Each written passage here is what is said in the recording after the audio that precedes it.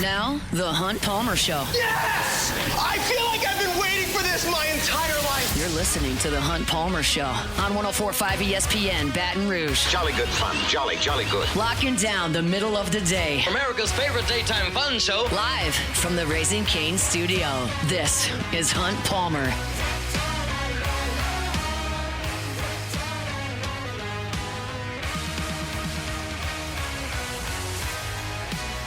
Hour 2, Monday edition of the Hunt Palmer Show, 104.5 ESPN, Baton Rouge, Denton Day, in 30 minutes talking college football playoff. We'll revisit our Saints conversation coming up in 15 minutes. I've got a thought. I'm curious what Jordan's thought on my thought is. We'll do that coming up here in the next segment. Right now, LSU on the hardwood. Final non-conference game, finally. I'm ready to watch some SEC basketball. I do believe that LSU's got a good chance to make February interesting. That's not been something this program has done a lot of recently, but I think they've got a chance to do that. They need to jump over one more landmine with Southern Miss tonight. It's been kind of an infrequent schedule for LSU. There haven't been a lot of headliners on the schedule. The tournament they played in over in Destin, they played really well in it, but it was on a football weekend, and it wasn't on a national network, so it's just not one that a lot of folks paid much attention to at all. There just hasn't been a lot of teeth to the non-conference. And I know how this town reacts to things. I know that this is a football place, and it's still a football time of year right now, but I do have some excitement personally in watching this LSU team play. I think they've got a chance to be pretty good, and they just need to get through this one more hurdle to get to 12-1 and get into SEC play, where I think they've got a shot. I can be proven wrong, and I will certainly sit here and tell you I was wrong. But I think they've got a shot in SEC play to make things interesting. Need to win tonight. They play Southern Miss. Southern Miss comes in, a 7 o'clock tip. I told you 7 o'clock last time, and it was at 6. It's 7 o'clock this time. I checked. They're on 7 o'clock tonight. And the Golden Eagles are 7-6 on the season. They played 2 SEC games, lost by 4 in overtime at South Carolina, also lost by 4 to Ole Miss in Biloxi. South Carolina and Ole Miss have not had great starts to the season, but Southern Miss played with them. Miami is the only other power conference team that Southern Miss played, and the Hurricanes smoked them by 24 down in Coral Gables. LSU's won 3 games in a row. Last time out, Prairie View really scared them with the 3-point shooting early in the game and had a 10-point second-half lead, but LSU did enough to get the win. Main thing for me tonight for LSU, just be yourself, score a bunch of points, and win the game on offense. This is an LSU team that has matchup advantages in a significant way on the offensive side. Southern Miss is very interesting with what they do as a starting lineup. They have 5 starters that are all between 6'4" and 6'7", all of them. So they don't have like a 5'10", 6-foot point guard. They don't have a big 6'11" big. They play 4 guys that look like wings. That, to me, gives Denton Thomas a quickness advantage to get where he needs to get. And every single possession that LSU has in this game where Michael Nwoku or whoever's on the block doesn't get a touch, when they've got 4 inches, 5 inches, and in some cases 45 pounds on the defender, is a waste. You've got to get the post guys touches in this game against a Southern Miss team that starts 4 guys, 5 guys of that height. Now, they do have a 7-footer that plays 11 minutes a game, but he's not been a guy that's been a big minutes player for them. And if you're not playing big minutes for Southern Miss, I can't imagine your talent level's through the roof. So LSU needs to get the post guys involved and let Denton Thomas do his cooking. Go score. When LSU puts 4 players in double figures, which they've done that 9 times this year, and they're in 12 games. They've done it 9 times in 12 games. When they put 4 guys in double figures, they're 30-0 under Matt McMahon. So in this game, go out there, run your offense, get the ball to Nwoku, get him touches, win the glass, and score a lot of points. It's something LSU has done on just about everybody this year, and I expect him to be able to do it again tonight. You're 11th in the country in offensive efficiency and 11th in the country in shooting percentage. Denton Thomas is top 15 in the country in assists per game at just under 7. Mike Nwoku is in the top 20 in the country in shooting percentage, and Southern Miss's defense is 200th in the nation in defensive efficiency. Go score points and win this game that way. On the flip side, if I ask you, the listener, like, hey, what's LSU's bugaboo defensively? A lot of you would probably blurt out if you've watched, which some of you may not have. Hey, 3-point defense. Like, you couldn't guard Texas Tech at all from the 3-point line. You didn't guard Prairie View from the 3-point line for 35 minutes in that game. Like, they're not doing a good job from the 3-point line. Well, look at this. There are 365 teams in D1. 365 teams in the country. Easy, one for every day in the year, right? One of them One, Southern Illinois gets a smaller percentage of its points from three-point range. So that means that Southern Miss ranks 364th in the country in the percentage of the points they get from the three-point line. That's wild, especially considering the fact that Southern Miss is as small as they are with a bunch of guys that look like wings. I did not have the time nor the interest, nor would really anybody, to be honest. Maybe Ken Pomeroy. He might have the time or the interest to go look at the box scores and stat sheets for all 365 teams. Didn't do that. Hand up. Did not get all 365 teams knocked out. But I'm going to make a guess, a wild guess, that Southern Miss is the only team in the nation whose top 4 scorers combine on the season to have 7 made threes. Their top 4 scorers. Sure, you could have a leading scorer that never shoots threes. You get a big guy that goes down there, and you got Zach Edey in the post. But yeah, I mean, you get a leading scorer that doesn't have a single three all year. You can even be a team that plays through its front court. Your top 2 scorers don't make a lot of threes. But for your top 4 scorers to have combined to make 7 threes this year, that's a wild statistical anomaly. Max McKinnon made 7 in a game. Their top 4 scorers have 7 for the year. So what does that tell you about their offense? Well, they're not just throwing in the post because they got 5 guys starting between 6'4" and 6'7". They're going to drive. Now that concerns me a little bit because I don't love LSU's on-ball defense stopping the dribble. I think it's a weakness on this team. So if Southern Miss is going to come in here and win this game, it's going to be because LSU can't cut off the dribble drive. You have to stop drives and make Southern Miss shoot jump shots because they don't want to. So we'll see. Ultimately, I'm not breaking this game down much more statistically. Southern Miss is 177th in the net. It's not terrible. You've played significantly worse teams, Prairie View being one of them. But all you got to do is win this game by 1 point. Just win this game by 1 point. Doesn't have to be pretty. Doesn't have to be the greatest thing I've ever seen. You can win it 54-53. You can win it 94-93. I don't care. Just get this 12th win. Get to SEC play 12-1. If you get to SEC play at 12-1, you have created a bit of wiggle room for yourself. You're not going to get dinged by losing to on a neutral site to number 20 Texas Tech. That's your only loss. Now, you're not going to get a lot of credit for anybody that you've beaten in the non-conference. You're just not. Like, SMU's decent. DePaul is decent. But you're not going to get a lot of credit for anything you've done. What you have to do is avoid getting dinged. And losing to Southern Miss on your home floor would be a ding. It would. So find a way to get it done tonight. If you can win tonight, 12-1 in non-conference play, you allow yourself probably 10 SEC losses to get onto the bubble. 10 to get onto the bubble. You allow yourself 9 to be in the NCAA tournament, I think. At 9, and if you go 9-9, and you were 12-1 in non-conference, and you're 21-10 go into the SEC tournament, I think there's a far better than not chance you're in. It takes the variables of the entire nation's bubble resumes. But you would give yourself the wiggle room of 9 SEC losses if you get this win tonight. I think it's doable. When I gave you the Saints segment 45 minutes ago, I told you when you're a local writer, you're a local reporter, you cover a certain team, you're a local radio host, you tend to skew toward the positive. And in this case, I could be. I'm sitting here talking to you about the NCAA tournament right now. LSU hasn't made it in 4 years. I know. And they could very well go 4-14, and I sound like an idiot. I'm willing to take that chance, understanding I'm skewing toward the positive, but also telling you what I believe. I think this team's good enough to get to 9-9 in the league. I do. I didn't say I know they'll get there. I think they're good enough to do it. But don't put a stupid, silly, middle of the holiday season, semester break, empty Assembly Center loss on the resume tonight.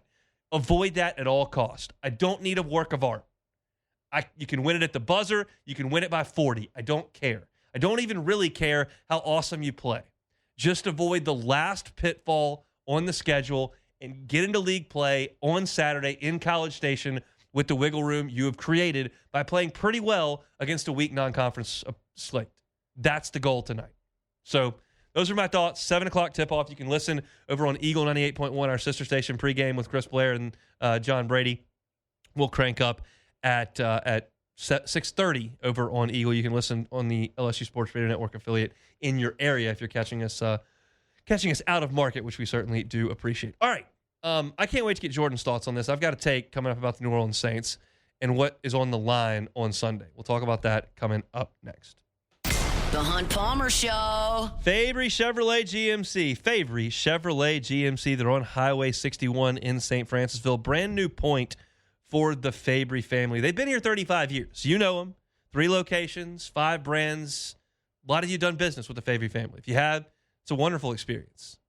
You get great customer service, phenomenal vehicle lines, and they're so thrilled to now have a Chevrolet GMC stop on Highway 1 in St. Francisville. They've been in operation since October the 1st. If you're in the market for a vehicle Q1 of 2026, maybe your lease is up and you're looking to get something new, maybe you're looking for something pre-owned, they've got you covered in terms of Chevrolets and GMCs. Chevy Tahoes, Silverados, Suburbans, they got them at Fabry Chevrolet GMC. Sierras, Yukons, Denali's, all the GMCs, they've got you covered there as well. Huge inventory of new and pre-owned vehicles on the lot. You can find them all, the entire inventory, online at FabryChevrolet.com. Make that short drive up to St. Francisville. Get a great deal and deal with great people, or just start that process online at FabryChevrolet.com. FabryChevrolet.com. Facing ED or low T can be frustrating, but it doesn't have to hold you back. Goodwood Men's Sexual Wellness offers effective treatments starting at $125 a month with no contracts. Visit yourgoodwood.com and take control of your health.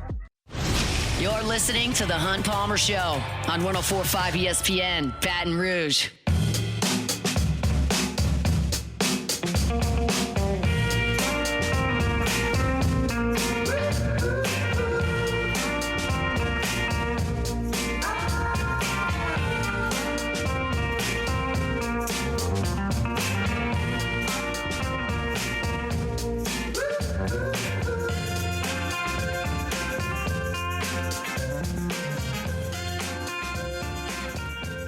We'll have Denton Day talking college football playoff coming up in 15 minutes. Always enjoy our conversations with Denton Day. I'm host of College Football Overtime on SiriusXM, so we'll do that in 15 minutes. All right, the Saints are playing good football right now. The defense has been great. They faltered a little bit against a really impressive Cam Ward on Sunday. I'll say that. He was making some plays that were incredible. The one where he made the third down play, but the knee just went down. Credit to the Saints on that. Got him down. But, I mean, he was playing great football yesterday, no question about it. But the Saints did enough on offense behind Tyler Shuck to get the win. They won 4 in a row. And they're playing great, and people are feeling great about that. And it's such a welcome sight. And if you missed my Saints segment earlier today, I just glowed about Tyler Shuck and what he could be unlocking for the future of this organization. And I want to be clear, I did that segment before this segment because that's more impactful than what I'm about to talk about here. And so I don't want anything that I say to be construed as negative. I want to be clear, like, I think things are really in a good position, and there should be a ton of optimism around the New Orleans Saints right now because of the way that Shuck is playing, the way that some of these young players are playing, the way that Shuck is elevating the team with a bunch of guys who may not be on 53-man rosters next year, with the way that Kellen Moore has evolved as a coach and the way that the team has persevered through a terrible stretch of the season to play its best football late in the season. Like, there's all kinds of awesome stuff to be clung to here. And if the Saints go beat Atlanta on Sunday, all of that is going to spill into the offseason, and that'll be awesome. That'll be fantastic. Let me play a little devil's advocate and see if it registers. Again, if the Saints win on Sunday, all that awesome stuff I've been saying keeps on rolling. If they lose on Sunday, you finish 4th in the division. Finish last. What comes with last? A last place schedule. If you win, you could move up to 2nd. I was looking at a tweet that Rod Walker, who covers the team down in New Orleans, sent out yesterday. And he said if the Saints beat the Falcons and the Panthers beat the Bucks, the Saints finish 2nd in the division. Now, what do you get for 2nd in the division? You don't get anything. In fact, you get a second-place schedule. So the win doesn't help you this year. Keeps the vibes going. If you want the vibes, you got the vibes. If you win. But if you lose, maybe your vibes aren't great for the afternoon because you lost to Atlanta. You hate Atlanta. Your vibes are bad in the afternoon. But what has helped down the stretch here? Your fourth-place schedule. Now, we don't know for sure who's going to be good next year and who's going to be bad next year. This is speculation. It's speculation. We don't know. I admit that. I'm not telling you that I know things. I'm just going to guess. But if you want to get a win on Sunday and move into second place in the division, here's the group of teams that's finishing in second this year or in contention for that. The Bills, the Ravens, the Texans, the Chargers, the Packers, the 49ers, the Cowboys. Like, that's the second place group. Now, I don't know what those teams are going to be next year, but my guess is Buffalo's pretty good. My guess is Baltimore's pretty good. My guess is that Houston and San Francisco and Green Bay are pretty damn good next year. They might be terrible. I think they'll probably be good. If you get fourth place this year, here are some of the teams that are on your schedule. The Cardinals. They'll move on from their quarterback. They're terrible. The Giants. Maybe Jackson Dart's awesome next year. Great defensive line. I don't know. But they sure as heck weren't any good this year. The Raiders. The Titans. The Browns. The Jets. You put those teams on your schedule. I would contend that the 17 games you're going to play in 2025, 2026 are more impactful to your organization than Sundays is. So if you're a Saints fan that says, you've got to be kidding me. I was born and raised in New Orleans. I was born and raised in South Louisiana. I'm a diehard Saints fan. You expect me to sit there and celebrate a loss to the Atlanta Falcons to snap our win streak? No freaking chance. I'm okay with that. I have no problem with that whatsoever. I'm just telling you, I bet if you're a Saints fan, a diehard Saints fan, you're thinking you're going to the playoffs next year. I bet you think that, and you should, because you're playing really good right now. You're also playing really good against bad teams. You want more bad teams on your schedule? Dropping one on Sunday is not going to be the worst thing that ever happened to this organization. I'm telling you. Once again, the second place teams, Bills, Ravens, Texans, Chargers, Cowboys, Packers, 49ers. I see a lot of young quarterbacks and a lot of good coaches on that list. Fourth place, Cardinals, Giants, Raiders, Titans, Browns, Jets. That's about a comprehensive list of the worst organizations in the sport. Maybe you put on your jersey on Sunday morning, you watch the game, you pull like heck for the Saints, and they win and you're fired up. Maybe you put that jersey on, you pull for the Saints, they lose, you go, not the worst thing. I'm just saying there's a chance dropping that game on Sunday. I don't even, because it's not even the draft pick, okay? Because I've made it very clear. Picking 6th and 10th is probably not that big a deal if you're not looking for a quarterback. If you're looking for a quarterback, you got to be way up towards the top. But the Saints need a wide receiver. They need an edge rusher. They need a corner. They need offensive linemen. They need defensive linemen.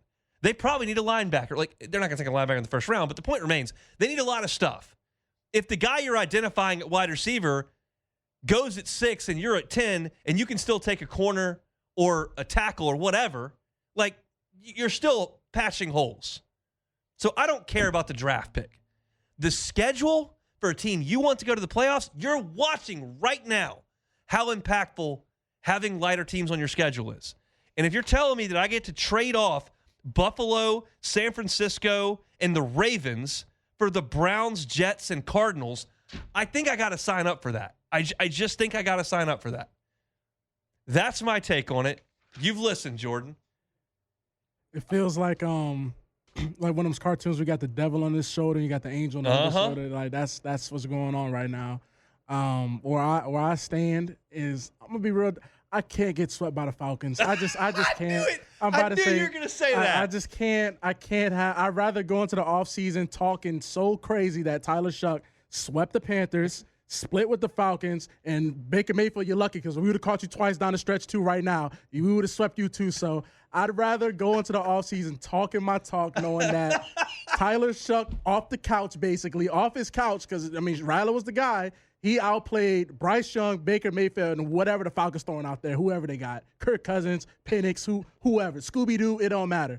I'd rather go out there, stonewall the Falcons. I'd rather go out and yeah, we're in Atlanta, right? Yes. Oh yeah, no. We gotta win that game. No. Gotta go out there. Yes. I tried. I gave you 7 great minutes. Yes. I gave you 7 great minutes. You did. And I couldn't get it over. No. It couldn't get over the Falcons hate. No. Once you said, the Bills and I'm like, damn, those are pretty, Josh Allen. They were like, Lamar Jackson. I'm like, that's.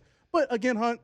You don't know. You don't know who's going to be good. Josh Allen might tear his ACL in the preseason opener. Yeah, you don't know. We don't wish on that. We ain't gonna wish on that. But yes, no. yeah. The only thing you know is they're playing on Sunday. Yeah. Like that is happening. And I tried. No, you was good. No, look, I'll be honest. And it's just the hate is so deep. I know. I love the hate it. is so deep, but also at the same time, I feel like we had the easiest schedule with Derek Carr, and we accomplished nothing. Yeah. We did nothing. So it's like line it up. Shuck versus the world. That's where I'm at with. And look, maybe they win and the results in the other game doesn't go that way and Tampa wins and all of a sudden that math gets thrown out the window. Like there are variables here. And some of those teams that I listed, there can be a result in the last week that flips them from second to third or second to first or whatever. And like it's hypotheticals. We're working in hypotheticals, as you mentioned. But I just wanted to kind of plant that seed and see if it could happen, and it did not work at all because I love the hatred. I love it. It's just a wonderful thing. And so we'll see if the Saints can get it done on Sunday. Apparently, that's what all the Saints fans want. I saw Rod Walker had a poll, and he put up a poll that was asking, do you want the easier schedule or do you want to beat Atlanta? Let me see what the results are as of now. I can just feel it. You already gave your vote. 90% said beat Atlanta. We don't care about the easier schedule. Exactly. Y'all are sick puppies. You can't make the playoffs this year. Playoffs next year, easy schedule. That's what you need. Y'all are eating up with the Falcons. Hey, man, they got to go. Everybody with their flags out, and in West Wego on the West Bank, uptown, everybody's got flags out and say 28-3 on them. I know where it comes from. All right, let's talk to Denton Day about the college football playoff next. The Hunt Palmer Show. Swing Easy Golf Club in Baton Rouge, swingeasygcbr.com. Now, this time of year is not great for working on your golf game, right? Whether you're a scratch player or you are somebody that's just picked up the game, it gets dark really early. It's cold half the time. When it's wet, all of a sudden, it stays wet for a long time. The wind's blowing. It's not a good time to go out and hit balls in the driving range to work on your game. It's not a great time to go play golf either.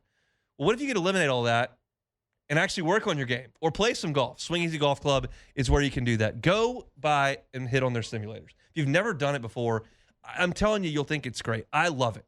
You can put it on the driving range mode, and you can see your ball flight, where it travels. You can see your ball speed, carry distance, how much you draw it, hook it, slice it, fade it, whatever the case may be. You can put one of those famous golf courses that you watch on TV and play around. Bring your friends. Do it by yourself. You got an individual bay. You got the music going, got the TV going. They got beer, wine, seltzers on there. It's awesome. It's a great place to go hang out, work on your game, play around the golf. Doesn't take 5 hours to play around the golf. It takes 1 over at Swing Easy Golf Club in Baton Rouge. They're online at swingeasygcbr.com, and I just highly suggest you stop on by there on Segan at Perkins. Swing Easy Golf Club in Baton Rouge, swingeasygcbr.com. You're listening to The Hunt Palmer Show on 104.5 ESPN, Baton Rouge.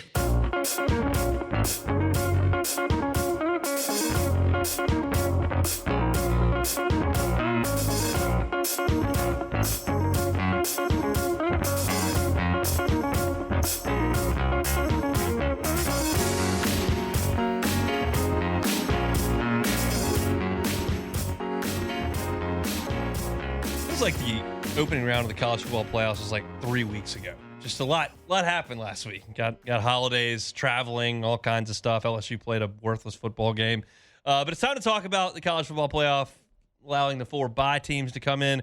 4 teams that got wins a couple weeks ago will play as well. To do that, we bring in Denton Day, SiriusXM College Football Overtime. He's with us on Mondays talking college football. Denton, how are you, sir? I'm good, man. I'm ready for the new year, but I'm ready for these games, man. I can't wait. I'm excited too. We avoided talking about them last week for obvious reasons, so let's dive into them now. We'll start with the game on New Year's Eve. It is Miami and Ohio State. Canes go to College Station and beat Texas A&M behind a really good defensive effort. They're going to have to score more than 10 points to beat Ohio State. How do you feel about it? Yeah, they're going to have to play really well. Carson Beck is going to have to play really well, but also Julian Sayin is going to have to play really well. You know, we haven't really seen him perform excellent against big-time opponents. You know, they didn't score a ton against Indiana. They didn't score a ton at the early portion of the year against Texas. And, we kind of thought, oh, well, that Texas game was a long time ago. Who cares? Well, when you didn't play well against Indiana, I think there's reasonable questions to have about what he can bring to the offense. So this is a little bit more of a question mark as I sit and think about it than I thought it was when I first saw the matchup. 9.5 is the number. Feels like a lot against a Miami defensive line that's really good. Now, Carson Beck turns it over 3 times. It can get away from. I can see Ohio State winning by 30. But what do you feel about the line? That's a massive line. And, I think it would be smart to at least look into playing Miami on that line. I would love to, get the Miami coaching staff in a room, sit them down, give them a stern little talking to, and say, hey, give Mark Fletcher the ball a lot more than you ask Carson Beck to throw it. And I think good things are going to happen. If you're going to have Carson Beck throw 30 times, odds are he's throwing at least 1 or 2 picks, maybe more. Fletcher is the guy that they got to ride if they want to go on this deep run that everyone seems to think they're capable of because they beat a really bad Texas A&M team. Let's go to New Year's Day, 11 a.m. kickoff our time on ESPN. I'm excited for this one. Oregon and Texas Tech. They'll go to the Orange Bowl down there in Miami. Texas Tech, good enough to get this one done? This is the game of the round, I think. I mean, these are 2 really good teams. I think I've told you this before, but Oregon right now is my champion. I think they're really, really strong, and I think Dante Moore is really, really good. But I can't get over the fact that when Texas Tech wins, they win big. So I think something's going to have to give here. I don't think they blow Oregon out. I think they're good enough to contend with Oregon, but their red zone struggles are legit. They have to be better in that area of the field if they want to be the team that's as good and as talented as Oregon, because, regardless of how you feel about certain teams in the Big 12, I know there's a contingent of people that really feel the Big 12 was strong this year and that BYU was a strong football team. The fact is, Oregon's a lot better than every team in that conference. Yeah. And you can get away with beating a team like BYU by the magnitude they did with your red zone inefficiencies. You can't do that to Oregon. So they got to tighten some things up in that portion of the field. If they can do it, I think they stand a chance. If they can't, I think Oregon wins by a pretty comfortable number. Is there pressure on Dan Lanning? Yeah, I think so. Honestly, I think there's pressure on a lot of coaches that have decided to say no to a bunch of these other jobs. Dan Lanning said no to Alabama when Kalen DeBoer got it, and he has come out pretty strongly and said, I'm not ever leaving Oregon. Well, that's a great sentiment to have, but if you're not going to leave, you damn sure better start winning some big-time games, right? And based off of the performance they had last year in this spot, I think there's a lot of pressure on him, especially this weekend not this weekend, but this week when they're more talented, it feels like, on offense than Texas Tech is, so I absolutely think there's pressure on him. All right, let's go to Alabama, Indiana. Apparently not going to be super awesome weather out there for the Rose Bowl game, 3 o'clock on ESPN. Indiana, just an even touchdown favorite, Nuns -7. How do you feel Alabama responds after a nice win over Oklahoma on the road? They look really good. Ty Simpson looked really good for the first time in a while, but this Indiana team is also really good. And I think you look at Oklahoma's defense, and Oklahoma has a great defense. Indiana, I think, is in that same tier as Oklahoma. The biggest difference is they have a quarterback that can competently make throws down the field. And it's going to be very interesting to see how Alabama handles an offense that can score against their defense, because it was very clear that Oklahoma had relatively little hope in the second half of scoring, because Mateer he's not that guy. He's not. He was the beginning of the year, but he has accuracy issues. He has decision-making issues. Fernando Mendoza has neither of those two things. I think that number, surprisingly enough, is accurate, and I'm laying the points with Indiana. If Indiana wins by 14, how do you think the general mood will be in Tuscaloosa? Awful. Okay. Really, really bad. Like, really, really bad. And they'll start doing the hindsight 2020 situation. We should have let them go to Michigan. conversation. It'll be all over the radio down there. It'll be all over the blogs down there. They're going to hate Kalen DeBoer with a fiery passion if they lose by 2 scores. What if they lose by on a last-second field goal? I feel like it's a little bit easier to stomach at that point. Okay. Because odds are if you lose by a last-second field goal, and now I know in Tuscaloosa is a little different, but you can give a tip of the cap to the other side and be like, you know what? We just lost to a team that got the breaks that we didn't. When you lose by 14, odds are it doesn't feel close a majority of the second half, and I don't think you can stomach that one.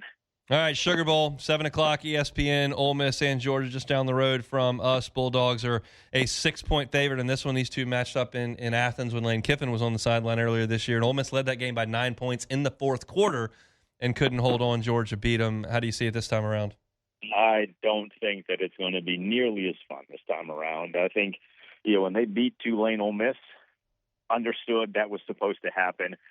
Georgia's a really good team, man. I think they caught Georgia at that point in the season the first time where Georgia was still trying to figure some things out, like they were kind of reeling after that Alabama loss. Well, I don't think that's the case anymore. I think that's a legitimately really good football team, and I just think that Ole Miss they have reached the end of the tracks with no Lane Kiffin.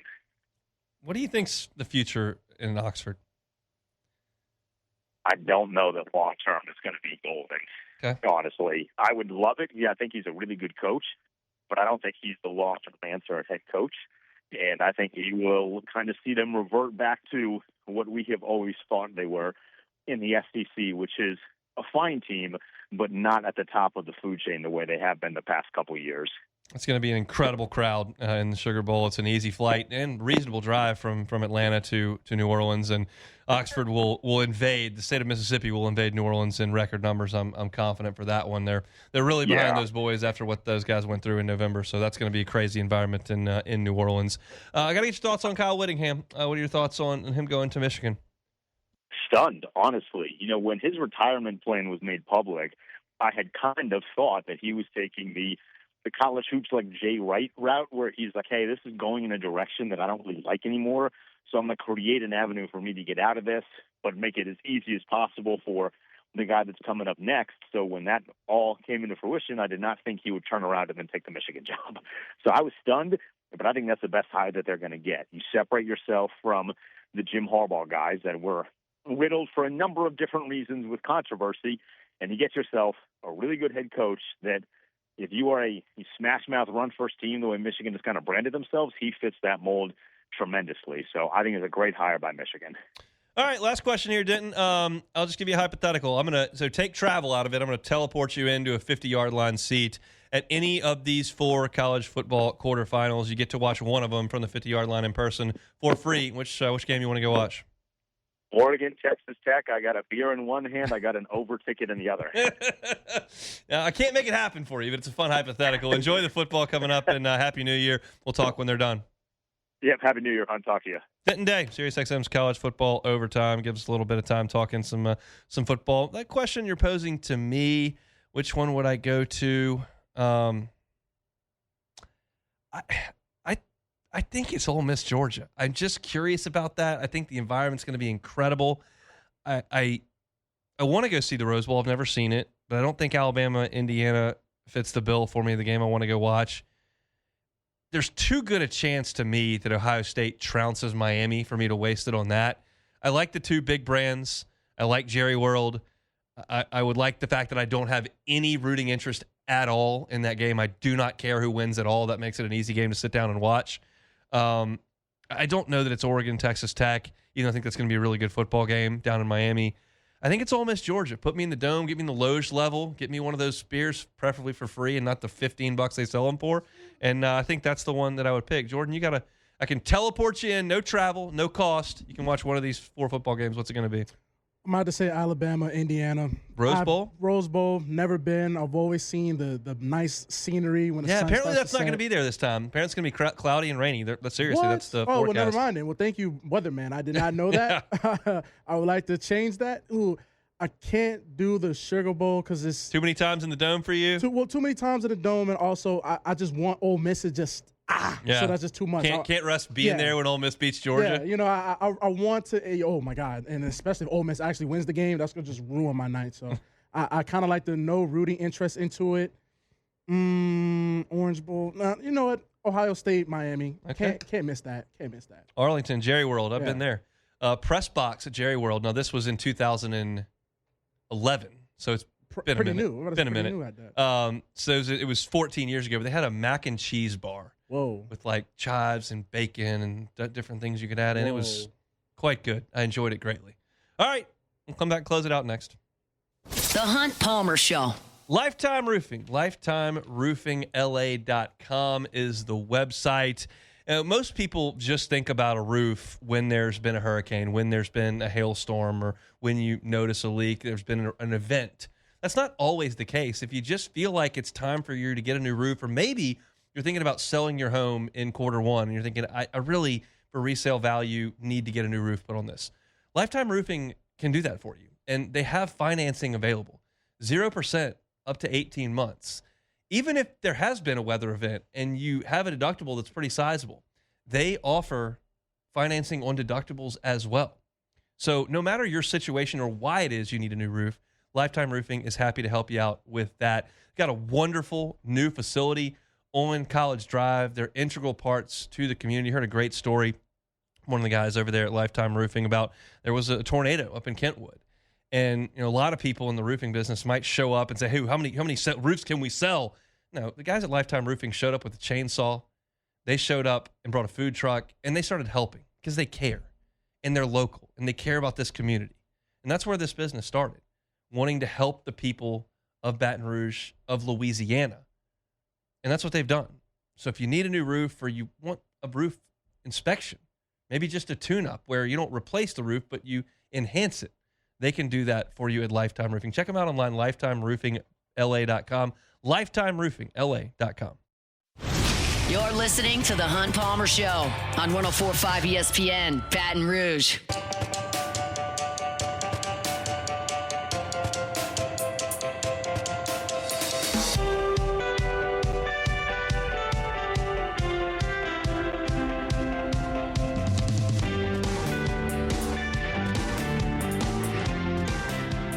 Another choppy week for us here at 104.5 ESPN Baton Rouge. We were out Wednesday, Thursday, Friday of last week. This week we'll be out on Wednesday, out on Thursday, so New Year's Eve, New Year's Day. No local shows for us, but we're back in action on Friday of this week. So a Monday, Tuesday, Friday week for us. If you're traveling, making us part of your travels, we certainly appreciate it and want everybody to have a happy and safe New Year. We're going to step aside for a couple of days and later this week and be back on Friday. Got to say, I give myself a C- on assembly this year. Had a couple things to get done. Santa brought a basketball goal. Okay, shout out Santa. I did a horrendous job helping with that. Just horrendous. But for Myers' birthday, which was 2 days ago, the 27th, golf cart came. Whoa. Little battery-powered golf cart, seater for one. Did it by myself in like 20 minutes. Oh, this is a kid golf cart. I was like, not a whole golf cart. Oh, I was like, Lord. Kid's little one-seater golf cart that you got to plug into the wall and it goes 2 miles an hour. Okay. Yes, not a real golf cart. But that I got done. And I'll say, it runs great, works perfect, got everything assembled, no issues. I don't get any sense of accomplishment out of completing these tasks. There are people that like want to get in there and like fix stuff or create stuff and do it. No, I just want it over. There's no like a sense of accomplishment. Like I guess it's great when he loved it. Yeah. But I don't feel like anything, and there's no pride in me that's like, nailed that. I needed some help from a middle schooler to deal with the basketball goal and my aunt, honestly. Hey man, it's not about getting it. It's just about getting it done. Like you just say, it's about getting it done. But we're not worried about the process. I was a little nervous when I was unboxing because I was by myself for the golf cart yesterday when it came in. I was a little nervous when I got it out of the box. Like, there's no way I'm gonna be able to finish this. Like one time, we gave a friend's kid a truck, and I was gonna assemble it to give as a birthday present. Oh yeah. And there were like 28 steps, and I got through 2 of them. And it took me like an hour, and I couldn't do it. We put it back in the box. His dad knocked it out in apparently like 30 minutes. I couldn't do it. And I was thinking when I was opening the golf cart, I was like, I'm just not going to be able to finish this. You did. And I'll say this. The credit for me finishing the golf cart, 94% goes to the manufacturer who put the screws in the right place and made it so easy to snap things on and put things Easy in. directions. There were like 9 screws in the whole thing. They get credit for that. I get 4%, 6%, whatever was left for actually assembling it. Shout out to the manufacturer of the golf cart. But my job's done because his birthday's over and Keller's first birthday is in March. I won't be getting anything that needs assembly for that. So don't have to do it again for another 360 days. I just think, maybe if you do like build a shed in the backyard or something. That's never going to happen. You'll get a sense of accomplishment from doing something like that. That will be signing a check. That will be how that's done. There's no shot I'm putting together a shed. It got to be one of them, just like a little, Home Depot shed, not even one of those. No chance. You will get a sense of accomplishment you do. You'll be like, I did that. I said I couldn't do it, and I did it. No, not going to happen. There's just no chance. Take it or leave it. Take it or leave it. Take it or leave it. Presented to you by Flight by Yingling, the next generation of light beer, crafted by America's oldest brewery. Today's hottest stories in sports, news, and sometimes even Hunt's life.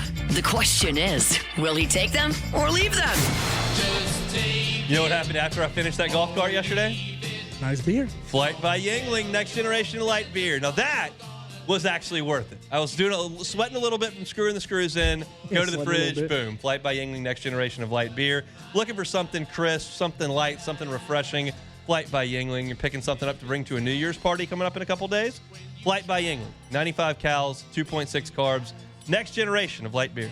Okay, so in a must-win game yesterday to win the NFC South, Carolina Panthers quarterback Bryce Young went 14 of 24 for a grand total of 54 yards as the Panthers fall to 27-10. 27-10. And the real kicker is the Panthers have to decide if they're going to pick up Bryce Young's fifth-year option this offseason. So, Hunt, we're going to jump in front of it now. Okay. Will the Panthers pick up his fifth-year option, take it or leave it? Take it. I believe they will. I'll take it. Should they? Should they? No. You're going to leave that? Leave that right there. He's not the answer. If you're going to try to win at the highest level of the NFL, he's not going to do it. They're better this year, and Canales is a really good coach. And, I don't know what the owner's going to let them do, and it may just be a disaster anyway. But if I'm the GM and I realize I'll say this: I'm not familiar enough with the Carolina GM situation right off the cuff to know if this is the GM that picked Bryce Young a couple years ago or not. I don't know. If it is, you feel like you're obligated to do that because this is your guy. It's your job. But no, he's not the answer. So whatever. I realize there are now some resurgent stories. Geno Smith had a great year last year, and Sam Darnold's and then Baker Mayfield. It does happen. Guys figure it out later on. But when I watch Bryce Young play in the NFL on Sundays, I don't see it. Yeah, man. You can't have 54 yards and a grand total of 4 quarters of football, and you giving 54 yards in a must-win. You just can't be the quarterback of the future. So, I guess this is really going to take a leave it. It's kind of like breaking news, but Anthony Joshua, the Nigerian-British boxer today, was involved in a serious car crash in Nigeria that killed 2 passengers. He survived. He's in the back seat with minor injuries. The incident occurred because the vehicle they were riding in popped its tire and swerved and hit a truck that was standing stationary in the road. So, not really a take it or leave it, but, that's just bad. Anthony Joshua, after the Jake Paul fight. Thoughts and prayers. Thoughts and prayers. Like I said, he's in good condition, but his passengers certainly passed. So, the Buffalo Bills lost to the Eagles on Sunday on a failed 2-point conversion attempt to win the game. Many think they should have kicked the PAT to go to overtime.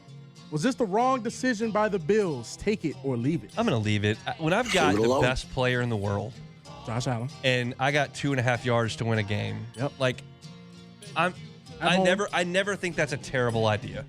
Now, I can see the other side of it. You've got what you perceive to be the better team. You're at home. I get it, and I'll listen to that argument. This is not a cut and dried thing. Yeah. But when I got Josh Allen, who can run and throw, and they had the guy. He was open. Allen can make that play. I don't think that's a bad coaching decision. I think that there was a failure of execution, and you took on some risk, but there was a great reward there. You're 2.5 yards from winning the game. I would have given it a shot. I don't hate giving it a shot. Yeah, no, me either, especially the circumstance. A lot of people say, well, the Bills that came back, they had the momentum, and you should have went to overtime. But like you said, we're at home. We got Josh if I'm going to Allen. bring that to a local angle, if I got Jaden Daniels at LSU, yes, and I'm playing anybody, I'm playing Mississippi State or Ohio State, and you tell me I can snap the ball to that guy, I need 2.5 yards, I'll take my chances. Yeah. I'll take my chances. Brian Kelly did, and that's how you beat Alabama. So it happens. That is it for it. Take it or leave it. All right. I guess it's mainly rooted in the fact that your quarterback can run. When you're like with Nussmeier, I got to really think about it. I have to complete a pass.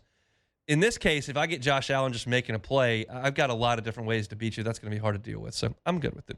All right, that's it for Monday edition of the Hunt Palmer Show. If you missed any of it, catch it on demand wherever you find your sound. We opened talking about the Texas Bowl LSU's defense, the young defenders. Didn't do a great job of stopping Houston. I talked about that. The Saints did a couple segments. One on Shuck, the turning point of the franchise, and two, do the Saints need to win on Sunday? Talked about both of those. You can find that at Hunt on Saints, and LSU's offensive line is gone. So where does that leave him? Hunt on LSU is where you can find that. I'm out. Back tomorrow. Muso's going to drive you home on After Further Review. We'll see you tomorrow. The Hunt Palmer Show. One Bath and Closets. OneBathAndClosets.com is the website. David Duvall and his team, 30 years redesigning and remodeling bathrooms and closets. Now that the Christmas season is behind you, got your house cleaned up, everybody's gone, and you're looking around going, what can we do better here? Well, how about a brand new bathroom? How about a renovated bathroom? Maybe you've got some malfunctioning parts and pieces in your plumbing that just need to be replaced. And it's not a deal where you can call the guy down the street and say, hey, come deal with this. Here's a couple bucks. Get that tub that you don't use or that doesn't work taken out. Put in a glass walk-in shower. Convert that old shower to a linen closet and put the shower where the tub was. David Duvall and his team can handle all your flooring. They can put in the vanity. All that is within their purview. And they've been doing it for 30 years. They're licensed, bonded, insured. Even if it's not a full-scale renovation, you just want to do a tub-to-shower conversion, David and his team can do it. Reach out at onebathandclosets.com. Get that free consultation with David. It's One Bath and Closets. You can find them online, onebathandclosets.com.